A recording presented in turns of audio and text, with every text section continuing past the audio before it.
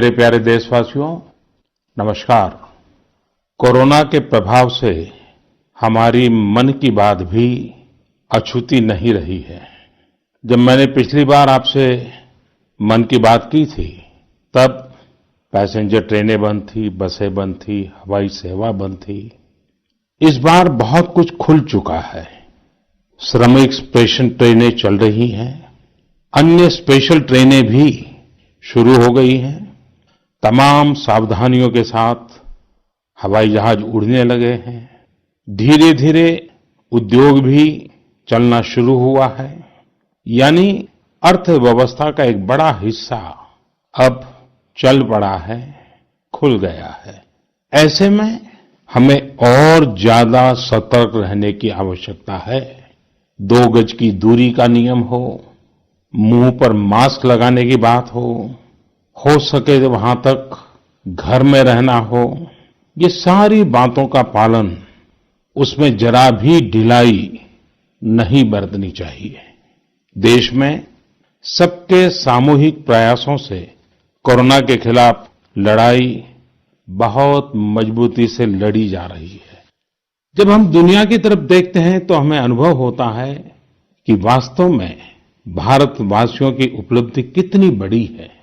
हमारी जनसंख्या ज्यादातर देशों से कई गुना ज्यादा है। हमारे देश में चुनौतियां भी भिन्न प्रकार की हैं, लेकिन फिर भी हमारे देश में कोरोना उतनी तेजी से नहीं फैल पाया जितना दुनिया के अन्य देशों में फैला। कोरोना से होने वाली मृत्यु दर भी हमारे देश में काफी कम है। जो नुकसान हुआ है उसका दुख हम सबको है, लेकिन जो कुछ भी हम बचा पाए हैं वो निश्चित तौर पर देश की सामूहिक संकल्प शक्ति का ही परिणाम है। इतने बड़े देश में हर एक देशवासी ने खुद इस लड़ाई को लड़ने की ठानी है। ये पूरी मुहिम पीपल ड्रिवन है। साथियों, देशवासियों की संकल्प शक्ति के साथ एक और शक्ति इस लड़ाई में हमारी सबसे बड़ी ताकत है, वो है देशवासियों की सेवा शक्ति। वास्तव में इस महामारी के समय हम भारतवासियों ने ये दिखा दिया है कि सेवा और त्याग का हमारा विचार केवल हमारा आदर्श नहीं है, बल्कि भारत की जीवन पद्धति है। और हमारे यहां तो कहा गया है, सेवा परमो धर्मः। सेवा स्वयं में सुख है, सेवा में ही संतोष है। आपने देखा होगा कि दूसरों की सेवा में लगे व्यक्ति के जीवन में कोई डिप्रेशन या तनाव कभी नहीं दिखता। उसके जीवन में, जीवन को लेकर उसके नजरिए में भरपूर आत्मविश्वास, सकारात्मकता और जीवंतता प्रतिपल नजर आती है।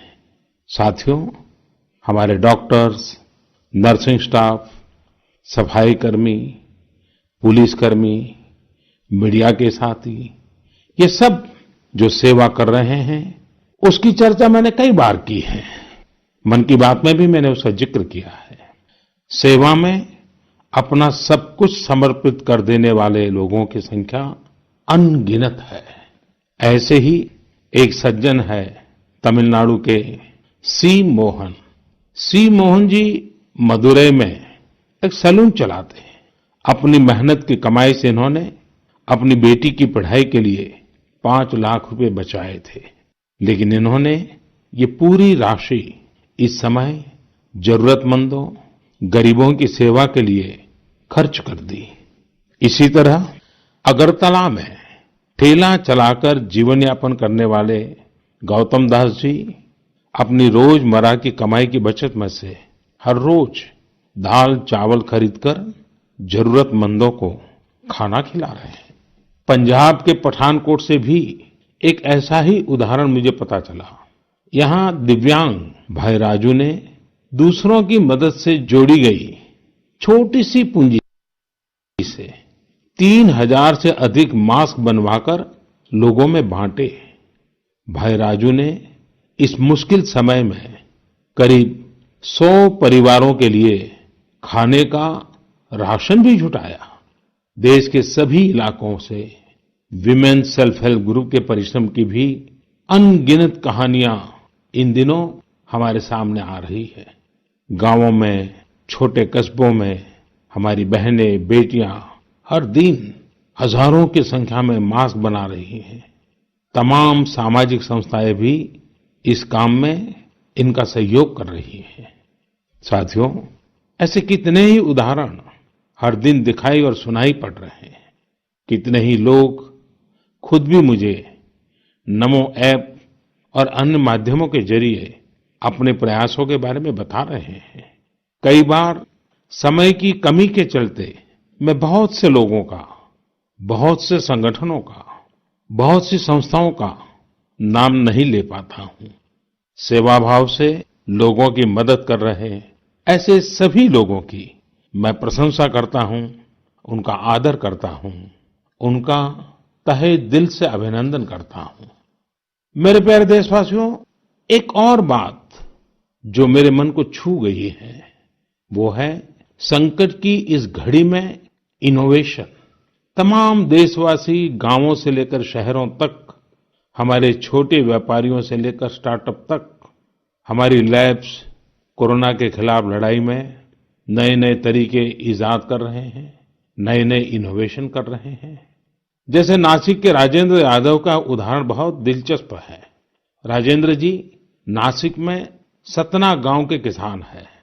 अपने गांव को कोरोना संक्रमण से बचाने के लिए उन्होंने अपने ट्रैक्टर से जोड़कर एक सैनिटाइजेशन मशीन बना ली है और ये इनोवेटिव मशीन बहुत प्रभावी तरीके से काम कर रही है।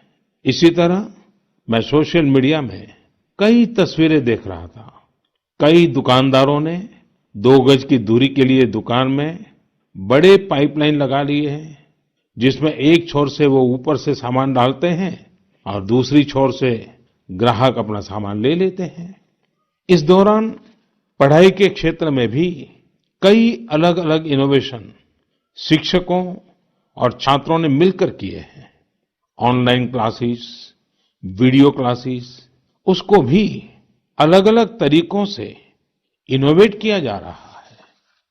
कोरोना की वैक्सीन पर हमारी लैब्स में जो काम हो रहा है उस पर तो दुनिया भर की नजर है और हम सबकी आशा भी। किसी भी परिस्थिति को बदलने के लिए इच्छा शक्ति के साथ ही बहुत कुछ इनोवेशन पर भी निर्भर करता है। हजारों सालों की मानव जात की यात्रा लगातार इनोवेशन से ही इतने आधुनिक दौर में पहुंची है। इसलिए इस महामारी पर जीत के लिए हमारे ये विशेष इनोवेशंस भी बहुत बड़ा आधार है। साथियों, कोरोना के खिलाफ लड़ाई का यह रास्ता लंबा है। एक ऐसी आपदा जिसका पूरी दुनिया के पास कोई इलाज ही नहीं है, जिसका कोई पहले का अनुभव भी नहीं है, तो ऐसे में नई नई चुनौतियां और उसके कारण परेशानियां हम अनुभव भी कर रहे हैं। ये दुनिया के हर कोरोना प्रभावित देश में हो रहा है और इसलिए भारत भी इससे अछूता नहीं है। हमारे देश में भी कोई वर्ग ऐसा नहीं है जो कठिनाई में न हो, परेशानी में न हो।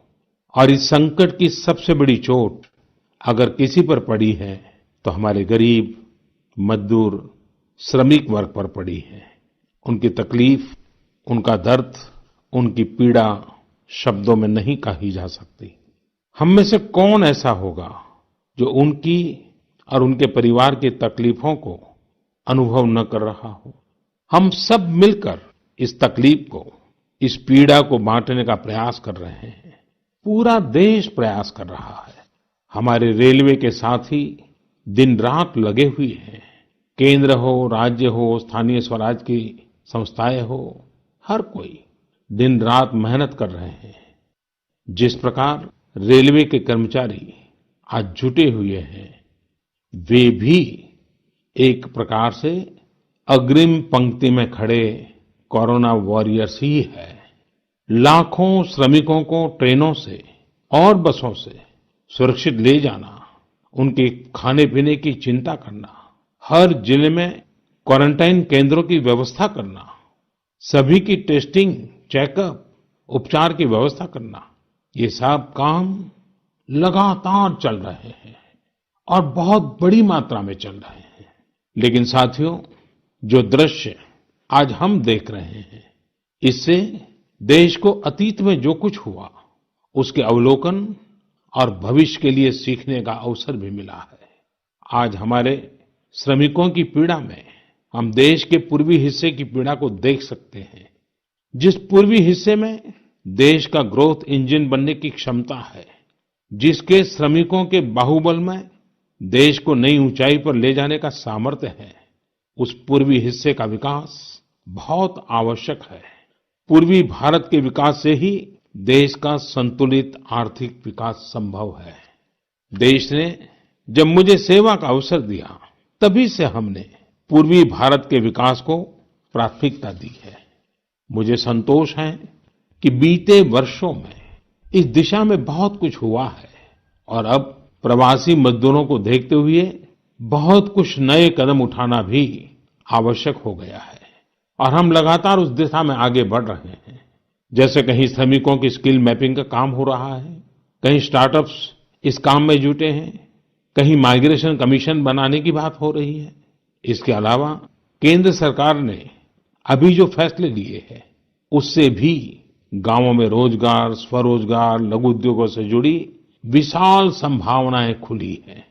ये फैसले इन स्थितियों के समाधान के लिए हैं, आत्मनिर्भर भारत के लिए हैं।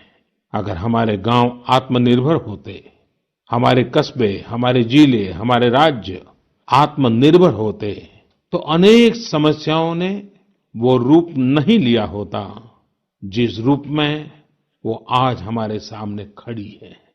लेकिन अंधेरे से रोशनी की ओर बढ़ना मानव स्वभाव है। तमाम चुनौतियों के बीच मुझे खुशी है कि आत्मनिर्भर भारत पर आज देश में व्यापक मंथन शुरू हुआ है। लोगों ने अब इसे अपना अभियान बनाना शुरू किया है। इस मिशन का नेतृत्व देशवासी अपने हाथ में ले रहे हैं। बहुत से लोगों ने तो ये भी बताया है कि उन्होंने जो जो सामान उनके इलाके में बनाए जाते हैं, उनकी एक पूरी लिस्ट बना ली है। ये लोग अब इन लोकल प्रोडक्ट्स को ही खरीद रहे हैं और वोकल फॉर लोकल को प्रमोट भी कर रहे हैं। मेक इन इंडिया को बढ़ावा मिले, इसके लिए सब कोई अपना अपना संकल्प जता रहा है। बिहार के हमारे एक साथी श्रीमान हिमांशु ने मुझे नमो ऐप पर लिखा है कि वो एक ऐसा दिन देखना चाहते हैं जब भारत विदेश से आने वाले आयात को कम से कम कर दे, चाहे पेट्रोल, डीजल, ईंधन का आयात हो, इलेक्ट्रॉनिक आइटम्स का आयात हो, यूरिया का आयात हो या फिर खाद्य तेल का आयात हो। मैं उनकी भावनाओं को समझता हूं। हमारे देश में कितनी ही ऐसी चीजें बाहर से आती हैं जिन पर हमारे ईमानदार टैक्स पेयर्स का पैसा खर्च होता है, जिनका विकल्प हम आसानी से भारत में तैयार कर सकते हैं। असम के सुदीप ने मुझे लिखा है कि वो महिलाओं के बनाए हुए लोकल बैम्बू प्रोडक्ट्स का व्यापार करते हैं और उन्होंने तय किया है कि आने वाले 2 वर्ष में वे अपने बैम्बू प्रोडक्ट को एक ग्लोबल ब्रांड बनाएंगे। मुझे पूरा भरोसा है आत्मनिर्भर भारत अभियान इस दशक में देश को नई ऊंचाई पर ले जाएगा। मेरे प्यारे देशवासियों, कोरोना संकट के इस दौर में मेरी विश्व के अनेक नेताओं से बातचीत हुई है, लेकिन मैं एक सीक्रेट जरूर आज बताना चाहूंगा। विश्व के अनेक नेताओं की जब बातचीत होती है तो मैंने देखा इन दिनों उनकी बहुत ज्यादा दिलचस्पी योग और आयुर्वेद के संबंध में होती है। कुछ नेताओं ने मुझसे पूछा कि कोरोना के इस काल में ये योग और आयुर्वेद कैसे मदद कर सकते हैं। साथियों, अंतर्राष्ट्रीय योग दिवस जल्द ही आने वाला है। योग जैसे जैसे लोगों के जीवन से जुड़ रहा है, लोगों में अपने स्वास्थ्य को लेकर जागरूकता भी लगातार बढ़ रही है। अभी कोरोना संकट के दौरान भी ये देखा जा रहा है कि हॉलीवुड से हरिद्वार तक घर में रहते हुए लोग योग पर बहुत गंभीरता से ध्यान दे रहे हैं। हर जगह लोगों ने योग और उसके साथ साथ आयुर्वेद के बारे में और ज्यादा जानना चाहा है, उसे अपनाना चाहा है। कितने ही लोग जिन्होंने कभी योग नहीं किया, वे भी या तो ऑनलाइन योग क्लास से जुड़ गए हैं या फिर ऑनलाइन वीडियो के माध्यम से भी योग सीख रहे हैं। सही में योग कम्युनिटी, इम्यूनिटी और यूनिटी सबके लिए अच्छा है। साथियों, कोरोना संकट के इस समय में योग आज इसलिए भी ज्यादा अहम है क्योंकि ये वायरस हमारे रेस्पिरेटरी सिस्टम को सबसे अधिक प्रभावित करता है।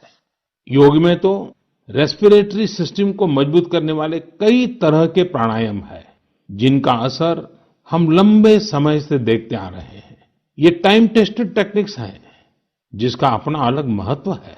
कपालभाति और अनुलोम विलोम प्राणायाम से अधिकतर लोग परिचित होंगे, लेकिन भस्त्रिका, शीतली, भ्रामरी जैसे कई प्राणायाम के प्रकार है, जिसके अनेक लाभ भी है। वैसे आपके जीवन में योग को बढ़ाने के लिए आयुष मंत्रालय ने भी इस बार एक अनोखा प्रयोग किया है। आयुष मंत्रालय ने माय लाइफ माय योग नाम से अंतर्राष्ट्रीय वीडियो ब्लॉग उसकी प्रतियोगिता शुरू की है। भारत ही नहीं, पूरी दुनिया के लोग इस प्रतियोगिता में हिस्सा ले सकते हैं। इसमें हिस्सा लेने के लिए आपको अपना 3 मिनट का एक वीडियो बना करके अपलोड करना होगा। इस वीडियो में आप जो योग या आसन करते हुए वो करते हुए दिखाना है और योग से आपके जीवन में जो बदलाव आया है उसके बारे में भी बताना है। मेरा आपसे अनुरोध है, आप सभी इस प्रतियोगिता में अवश्य भाग लें और इस नए तरीके से अंतर्राष्ट्रीय योग दिवस में आप हिस्सेदार बनिए। साथियों, हमारे देश में करोड़ों करोड़ गरीब दशकों से एक बहुत बड़ी चिंता में रहते आए हैं। अगर बीमार पड़ गए तो क्या होगा? अपना इलाज कराएं या फिर परिवार के लिए रोटी की चिंता करें? इस तकलीफ को समझते हुए इस चिंता को दूर करने के लिए ही करीब 1.5 साल पहले आयुष्मान भारत योजना शुरू की गई थी। कुछ ही दिन पहले आयुष्मान भारत के लाभार्थियों की संख्या 1 करोड़ के पार हो गई है। 1 करोड़ से ज्यादा मरीज मतलब देश के 1 करोड़ से अधिक परिवारों की सेवा हुई है। 1 करोड़ से ज्यादा मरीज का मतलब क्या होता है मालूम है? 1 करोड़ से ज्यादा मरीज मतलब नॉर्वे जैसा देश, सिंगापुर जैसा देश, उसकी जो टोटल जनसंख्या है उससे 2 गुना लोगों को मुफ्त में इलाज दिया गया है।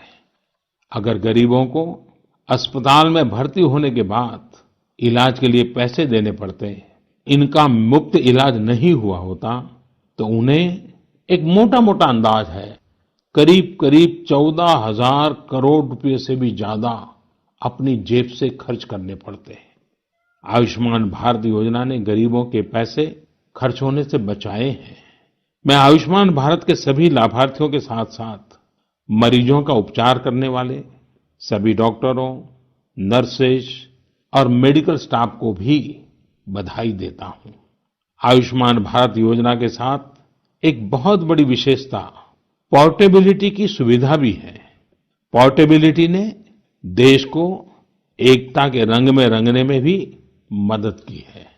यानी बिहार का कोई गरीब अगर चाहे तो उसे कर्नाटका में भी वही सुविधा मिलेगी जो उसे अपने राज्य में मिलती। इसी तरह महाराष्ट्र का कोई गरीब चाहे तो उसे इलाज की वही सुविधा तमिलनाडु में मिलती। इस योजना के कारण किसी क्षेत्र में जहां स्वास्थ्य की व्यवस्था कमजोर है, वहां के गरीब को देश के किसी भी कोने में उत्तम इलाज कराने की सहूलियत मिलती है। साथियों, आप ये जानकर हैरान रह जाएंगे कि 1 करोड़ लाभार्थियों में से 80% लाभार्थी देश के ग्रामीण इलाकों के हैं। इनमें भी करीब करीब 50% लाभार्थी हमारी माताएं, बहनें और बेटियां हैं। इन लाभार्थियों में ज्यादातर लोग ऐसी बीमारियों से पीड़ित थे जिनका इलाज सामान्य दवाओं से संभव नहीं था। इनमें से 70% लोगों की सर्जरी की गई है। आप अनुमान लगा सकते हैं कि कितनी बड़ी तकलीफों से इन लोगों को मुक्ति मिली है। मणिपुर के चुराचांदपुर में 6 साल के बच्चे केलेनसांग, उसको भी इसी तरह आयुष्मान योजना से नया जीवन मिला है। केलेनसांग को इतनी छोटी उम्र में ब्रेन की गंभीर बीमारी हो गई। इस बच्चे के पिता दिहाड़ी मजदूर हैं और मां बुनाई का काम करती हैं। ऐसे में बच्चे का इलाज कराना बहुत कठिन हो रहा था, लेकिन आयुष्मान भारत योजना से अब उनके बेटे का मुफ्त इलाज हो गया है। कुछ इसी तरह का अनुभव पुडुचेरी की अमूर्था वल्ली जी का भी है। उनके लिए भी आयुष्मान भारत योजना संकट मोचक बनकर आई है। अमूर्था वल्ली जी के पति की हार्ट अटैक से दुखद मृत्यु हो चुकी है। उनके 27 साल के बेटे जीवा को भी हार्ट की बीमारी थी। डॉक्टर्स ने जीवा के लिए सर्जरी की सलाह दी थी, लेकिन दिहाड़ी मजदूरी करने वाले जीवा के लिए अपने खर्च से इतना बड़ा ऑपरेशन करवाना संभव ही नहीं था। लेकिन अमूर्था वल्ली ने अपने बेटे का आयुष्मान भारत योजना में रजिस्ट्रेशन करवाया और 9 दिनों बाद बेटे जीवा के हार्ट की सर्जरी भी हो गई। साथियों, मैंने आपको सिर्फ 3-4 घटनाओं का जिक्र किया है। आयुष्मान भारत से तो ऐसी 1 करोड़ से अधिक कहानियां जुड़ी हुई है। ये कहानियां जीते जागते इंसानों की हैं। दुख तकलीफ से मुक्त हुए हमारे अपने परिवारजनों की है। आपसे मेरा आग्रह है, कभी समय मिले तो ऐसे व्यक्ति से जरूर बात करिएगा जिसने आयुष्मान भारत योजना के तहत अपना इलाज कराया हो। आप देखेंगे कि जब एक गरीब बीमारी से बाहर आता है तो उसमें गरीबी से लड़ने की भी ताकत नजर आने लगी है। और मैं हमारे देश के ईमानदार टैक्स पेयर से कहना चाहता हूं, आयुष्मान भारत योजना के तहत जिन गरीबों का मुफ्त इलाज हुआ है, उनके जीवन में जो सुख आया है, संतोष मिला है, उस पुण्य के असली हकदार आप भी हैं। हमारा ईमानदार टैक्स पेयर भी इस पुण्य का हकदार है। मेरे प्यारे देशवासियों, एक तरफ हम महामारी से लड़ रहे हैं तो दूसरी तरफ हमें हाल में पूर्वी भारत के कुछ हिस्सों में प्राकृतिक आपदा का भी सामना करना पड़ा है। पिछले कुछ हफ्तों के दौरान हमने पश्चिम बंगाल और उड़ीसा में सुपर साइक्लोन अम्फान का कहर देखा। तूफान से अनेकों घर तबाह हो गए, किसानों को भी भारी नुकसान हुआ। हालात का जायजा लेने के लिए मैं पिछले हफ्ते उड़ीसा और पश्चिम बंगाल गया था। पश्चिम बंगाल और उड़ीसा के लोगों ने जिस हिम्मत और बहादुरी के साथ हालात का सामना किया है, प्रशंसनीय है। संकट की इस घड़ी में देश भी हर तरह से वहां के लोगों के साथ खड़ा है। साथियों, एक तरफ जहां पूर्वी भारत तूफान से आई आपदा का सामना कर रहा है, वहीं दूसरी तरफ देश के कई हिस्से टिड्डियों या लोकस्ट के हमले से प्रभावित हुए हैं। इन हमलों ने फिर हमें याद दिलाया है कि ये छोटा सा जीव कितना नुकसान करता है। टिड्डी दल का हमला कई दिनों तक चलता है। बहुत बड़े क्षेत्र पर इसका प्रभाव पड़ता है। भारत सरकार हो, राज्य सरकार हो, कृषि विभाग हो, प्रशासन भी इस संकट के नुकसान से बचने के लिए, किसानों की मदद करने के लिए आधुनिक संसाधनों का भी उपयोग कर रहा है। नए नए आविष्कार की तरफ भी ध्यान दे रहा है। और मुझे विश्वास है कि हम सब मिलकर के हमारे कृषि क्षेत्र पर ये जो संकट आया है, उससे भी लोहा लेंगे, बहुत कुछ बचा लेंगे। मेरे प्यारे देशवासियों, कुछ दिन बाद ही 5 जून को पूरी दुनिया विश्व पर्यावरण दिवस मनाएगी। विश्व पर्यावरण दिवस पर इस साल की थीम है बायोडायवर्सिटी, यानी जैव विविधता। वर्तमान परिस्थितियों में यह थीम विशेष रूप से महत्वपूर्ण है। लॉकडाउन के दौरान पिछले कुछ हफ्तों में जीवन की रफ्तार थोड़ी धीमी जरूर हुई है, लेकिन इससे हमें अपने आसपास प्रकृति की समृद्ध विविधता को, जैव विविधता को करीब से देखने का अवसर भी मिला है। आज कितने ही ऐसे पक्षी जो प्रदूषण और शोर शराबे में ओझल हो गए थे, सालों बाद उनकी आवाज को लोग अपने घरों में सुन रहे हैं। अनेक जगहों से जानवरों के उन्मुक्त विचरण की खबरें भी आ रही हैं। मेरी तरह आपने भी सोशल मीडिया में जरूर इन बातों को देखा होगा, पढ़ा होगा। बहुत लोग कह रहे हैं, लिख रहे हैं, तस्वीरें साझा कर रहे हैं कि वो अपने घर से दूर दूर पहाड़ियां देख पा रहे हैं, दूर दूर जलती हुई रोशनी देख रहे हैं। इन तस्वीरों को देखकर कई लोगों के मन में ये संकल्प उठा होगा, क्या हम उन दृश्यों को ऐसे ही बना रख सकते हैं? इन तस्वीरों ने लोगों को प्रकृति के लिए कुछ करने की प्रेरणा भी दी है। नदियां सदा स्वच्छ रहें, पशु पक्षियों को भी खुलकर जीने का हक मिले, आसमान भी साफ सुथरा हो, इसके लिए हम प्रकृति के साथ तालमेल बिठाकर जीवन जीने की प्रेरणा ले सकते हैं। मेरे प्यारे देशवासियों, हम बार बार सुनते हैं, जल है तो जीवन है, जल है तो कल है, लेकिन जल के साथ हमारी जिम्मेवारी भी है। वर्षा का पानी, बारिश का पानी, ये हमें बचाना है। एक एक बूंद को बचाना है। गांव-गांव वर्षा के पानी को हम कैसे बचाएं? परंपरागत बहुत सरल उपाय हैं। उन सरल उपाय से भी हम पानी को रोक सकते हैं। 5 दिन, 7 दिन भी अगर पानी रुका रहेगा तो धरती माँ के पास बुझाएगा, पानी फिर जमीन में जाएगा। वही जल जीवन की शक्ति बन जाएगा। और इसलिए इस वर्षा ऋतु में हम सबका प्रयास रहना चाहिए कि हम पानी को बचाएं, पानी को संरक्षण करें। मेरे प्यारे देशवासियों, स्वच्छ पर्यावरण सीधे हमारे जीवन, हमारे बच्चों के भविष्य का विषय है। इसलिए हमें व्यक्तिगत स्तर पर भी इसकी चिंता करनी होगी।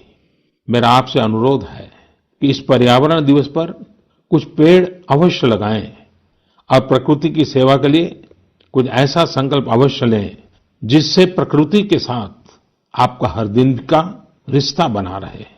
हाँ, गर्मी बढ़ रही है, इसलिए पक्षियों के लिए पानी का इंतजाम करना मत भूलिएगा।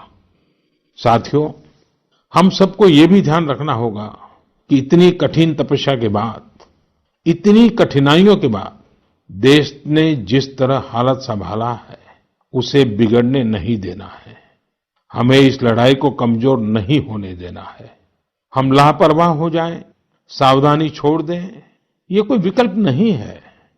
कोरोना के खिलाफ लड़ाई अब भी उतनी ही गंभीर है। आपको, आपके परिवार को कोरोना से अभी भी उतना ही गंभीर खतरा हो सकता है। हमें हर इंसान की जिंदगी को बचाना है। इसलिए 2 गज की दूरी, चेहरे पर मास्क, हाथों को धोना, इन सब सावधानियों का वैसे ही पालन करते रहना है जैसे अभी तक करते आए हैं। मुझे पूरा विश्वास है कि आप अपने लिए, अपनों के लिए, अपने देश के लिए ये सावधानी जरूर रखेंगे। इसी विश्वास के साथ आपके उत्तम स्वास्थ्य के लिए मेरी हार्दिक शुभकामनाएं हैं। अगले महीने फिर एक बार मन की बात अनेक नए विषयों के साथ जरूर करेंगे। धन्यवाद।